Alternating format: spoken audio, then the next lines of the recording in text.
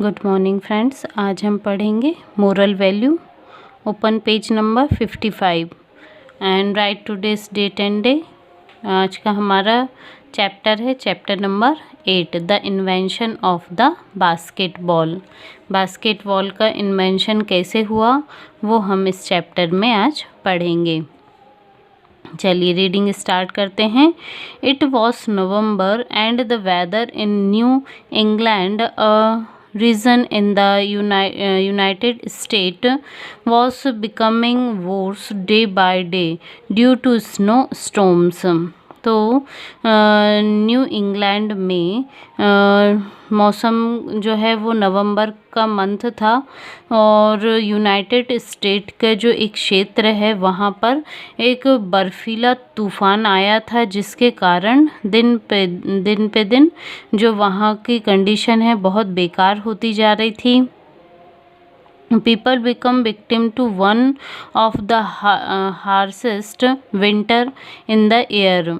और लोग जो हैं कठोर सर्दी को इस साल उसका शिकार हुए थे, है ना, मतलब कि बहुत अधिक वहाँ पर ठंड थी। James Naismith, the physical education instructor at the international YMCA training school.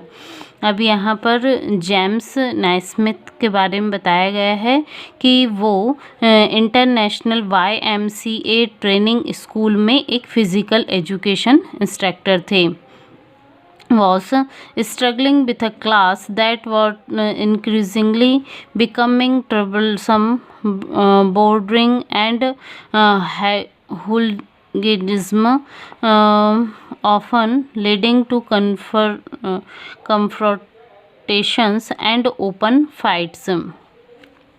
तो इसके कारण क्या हो रहा था कि जो क्लास के बच्चे थे वो क्या कर रहे थे, बहुत बोरिंग फील कर रहे थे, है ना, और आपस में ही फाइट करने लगे थे। तो उनके लिए कुछ खेलने के लिए बाहर खेलने नहीं जा पा रहे थे, इतनी ज़्यादा ठंड थी। तो क्या हुआ, James was losing his school very often and was getting to be known as the most ill tempered instructor. जो जेम्स थे वो बहुत जल्दी उन्हें मतलब कि लॉसिंग है स्कूल, मतलब बहुत जल्दी वो गुस्सा हो जाते थे, है ना, और इस कारण से लोग उन्हें क्या इल टेम्पर्ड इंस्ट्रक्टर के रूप में उन्हें जानने लगे थे। There was no way to could have outdoor training session due to bad weather. और इस ख़राब मौसम के कारण वो बच्चों को बाहर उनको ले जाकर ट्रेनिंग देने का कोई उनके पास तरीका नहीं था। Keeping his class under control has proved to be daunting task. और बच्चों को क्लास के अंदर रख कर उन्हें कंट्रोल कर पाना बहुत कठिन काम हो रहा था। One day doctor Luther Gulik head of the Springfield YMCA physical education called James and gave him 2 weeks to create an indoor games that would help him to restore disciplines in class। तो जो Springfield का YMCA physical education के जो head थे उनका नाम था doctor Luther गुलिक। उन्होंने एक दिन जेम्स को अपने पास बुलाया और उन्हें 2 हफ्ते का समय दिया कि वो एक ऐसा इंडोर गेम तैयार करें कि जिसे बच्चे क्लास में रहकर ही डिसिप्लिन के साथ खेल सकें। He emphasized that the games, और उन्होंने जोर देकर बताया कि इस खेल में should not take up much room, कमरे की बहुत अधिक स्पेस का यूज़ नहीं किया जाना चाहिए। Should help the track athletes to keep in shape, और जो खिलाड़ी हैं उन्हें एक ट्रैक में रखकर ही वो गेम खेला जाना चाहिए, मतलब एक प्रॉपर तरीके से उसे खेला जाए। Should be fair to all players and be free to rough play, और सभी बच्चों के साथ, मतलब जो सारे खिलाड़ी हैं उनके साथ निष्पक्ष होकर ये खेल खेला जाए, किसी को भी उसमें कोई परेशानी ना हो, है ना। James analyzed the most popular games which were being played during those times: rugby, soccer, hockey, basketball, etc., and observed that the larger ball didn't move as swiftly as the smaller ones did. और उन्होंने यह observe किया या यह analysis किया कि अधिकतर जो गेम हैं, मोस्ट पॉपुलर गेम्स जो हैं जो खेले जा रहे थे, रग्बी था और सॉसर, हॉकी, बास्केटबॉल, तो इनमें क्या हो रहा था, तो ये सारे गेम्स तो खेले जा रहे थे, तो उन्होंने ये ऑब्ज़र्व किया कि जो लार्ज बॉल है ना, उसे जल्दी से मूव नहीं किया जा सकता, परंतु जो छोटी बॉल होती है उसे आसानी से मूव हो जाती है ना। तो so he choose the big soft soccer ball for the new game. तो उन्होंने क्या किया, एक बड़ी सॉफ्ट बॉल अपने नए गेम के लिए चूज की। Next he observe that contact the rough play in the other games occurred due to running with the ball, dribbling or hitting it. His first decision was to make players avoid running with the ball, and so he decided the passing was the only option. तो उन्होंने ऐसा सोचा कि एक तो इसमें ऐसा होना चाहिए गेम में कि कोई भी खिलाड़ी उस बॉल को लेकर भागे नहीं, है ना। ऐसा उन्होंने सबसे पहले एक डिसीजन लिया और उसको उन्हें एक दूसरे को पास करना पड़े, है ना। तो इस प्रकार से उन्हें इस गेम्स के रूल्स बनाने थे। The next observation was that in the other games there was a lot of rough play while deciding the goal net a goal line, so he chose to place the goal overhead at about 10 feet from the floor where he couldn't be guarded. Basketball was thus the first game that required a high ceiling place. तो फिर उसके बाद उन्होंने क्या observe किया कि जो game है उसमें एक गोल करने के लिए नेट होनी चाहिए, जैसे कि ये नेट होती है, और वो ज़मीन से जो है वो 10 फीट ऊपर होनी चाहिए, जो ताकि वहाँ पर सारा जो भी होगा गार्ड उसे मॉनिटर करना आसान होगा, है ना। ऊपर से इजीली कुछ भी हो रहा है तो वो आसानी से हम देख सकते हैं।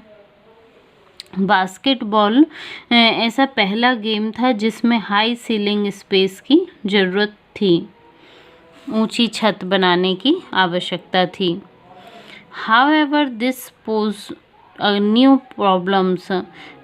How would the players score goals? James came up with the idea that if they wanted to score, they had to throw a soft lobbing shot that would land the ball in the pitch basket. A pair of baskets were then secured to a railing.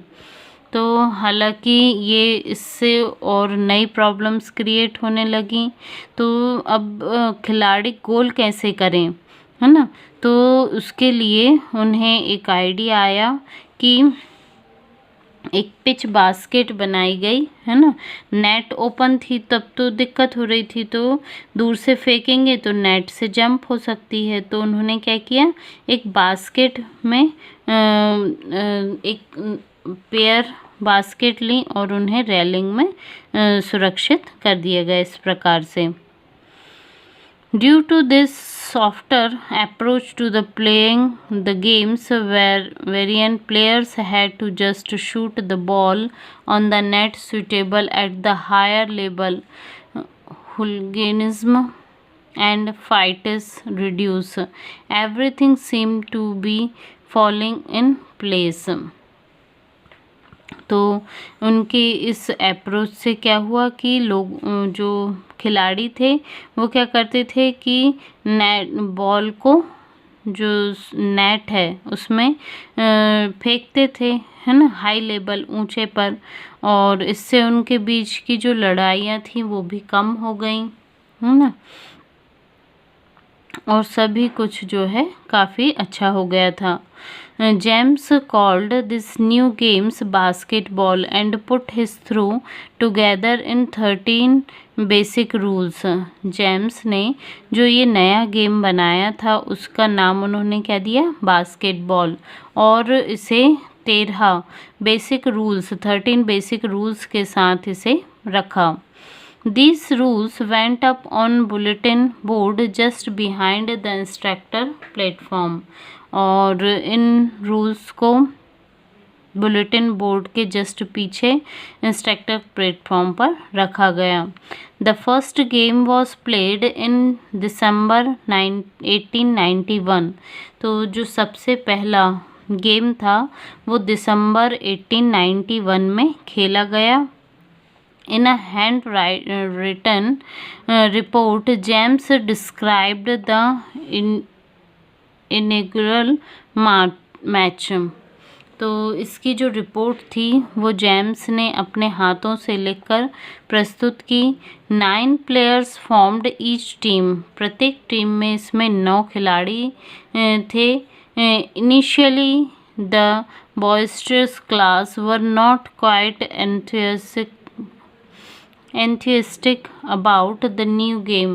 जो उद्यम थे, है ना, वो शुरुआत में इस नए गेम से उत्साहित नहीं थे. But they simply had no choice then to follow his direction. परंतु उनके पास इसके डायरेक्शंस को फॉलो करने के अलावा कोई और चॉइस नहीं थी. He then explained how to score goals, tossed the ball up between the two center men and tried to keep the team as close to the rules as possible. तो उन्होंने कैसे गोल करना है ये समझाया, है ना, और सेंटर में दो खिलाड़ियों के बीच में टॉस किया, है ना, और कोशिश की कि जो खिलाड़ी हैं वो टीम के सारे खिलाड़ी जो भी रूल्स हैं उसे मानने, है ना, उनको अधिक से अधिक माने. Fouls were called mostly for running with the ball, though players could not resist it completely. तो फाउल कब होगा, यदि कोई व्यक्ति ज़्यादा समय तक उसे बॉल को लेकर दौड़ता है तो वो क्या, उसका फाउल हो जाएगा, है ना. तो इसके लिए उन्होंने ये रूल बनाया था. Gradually lot of modifications were brought into the games. धीरे धीरे इस गेम में कई संशोधन किए गए. Making it more challenging and interesting.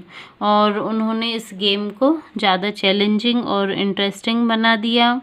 By 1892, basketball had grown so popular on campus that it was featured in a Springfield College newspaper article titled A New Game.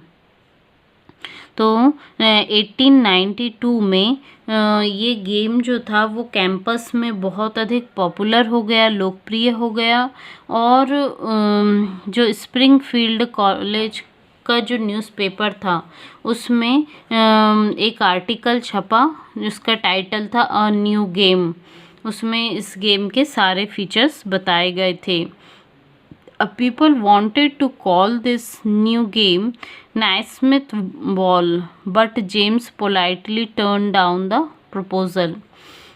तो शुरुआत में जब लोगों ने इस गेम को देखा, पढ़ा उसके बारे में, तो उन्होंने इस गेम का नाम नाइस्मिथ बॉल रखने के लिए बोला. परंतु जो जेम्स थे उन्होंने बड़े ही पोलाइटली रूप से उसको प्रपोजल के लिए मना कर दिया। इन 1893 basketball was introduced internationally by the YMCA movement। तो YMCA के मूवमेंट के द्वारा 1893 में बास्केटबॉल को इंटरनेशनली इंट्रोड्यूस किया गया, अंतर्राष्ट्रीय स्तर पर उसे ले जाया गया। During his lifetime, James had the satisfaction of seeing the game adopted as an Olympic। तो अपने जीवन के समय जेम्स को इस बात का बहुत संतोष था कि उनका जो गेम है उसे ओलंपिक में लिया गया है ना। Demonstration sport in 1904 and as an official event at the 1936 Summer Olympic in Berlin। तो for Springfield, James went to Denver where he did CMD in 1898। तो 1904 में जो खेलों का जो प्रदर्शन हुआ और 1936 का जो ग्रीष्मकालीन ओलंपिक बर्लिन में था उसमें जेम्स जो थे वो स्प्रिंगफील्ड से डेनवर आए थे ऑफिशियली, है ना, जहाँ से उन्होंने 1898 में MD किया था। He joined the faculty at the University of Kansas and additionally served as part-time basketball coach, going on to become the athletic director। He remained there until his retirement in 1938। तो जो Kansas university में उन्हें एक faculty और part time basketball coach का इन्होंने काम किया और इसमें ये एथलेटिक डायरेक्टर रहे और 1938 में इन्होंने यहीं पर रहते हुए रिटायरमेंट लिया। To see the youth of the world united to play his game, his gift to mankind remain to be memorable highlight of his successful career। James Naismith succumbed to heart trouble on 29 November 1939, but the basketball nets that adorn garages, schools, balls and bones across the world constantly remind us of this legacy। तो जो James Naismith थे ये 29 नवंबर 1939 में heart की बीमारी के कारण इनकी डेथ हो गई, लेकिन जो बास्केटबॉल है वो आज भी हम सभी उसको यूज़ करते हैं और बहुत अच्छे से हम उसको खेलते हैं, है ना। तो इस प्रकार से ये जेम्स नाइस्मिथ की हमारे लिए एक विरासत है ना। चलिए, तो ये हमारा चैप्टर यहाँ कंप्लीट होता है। अब हम इसकी एक्सरसाइज करेंगे। Okay, thank you.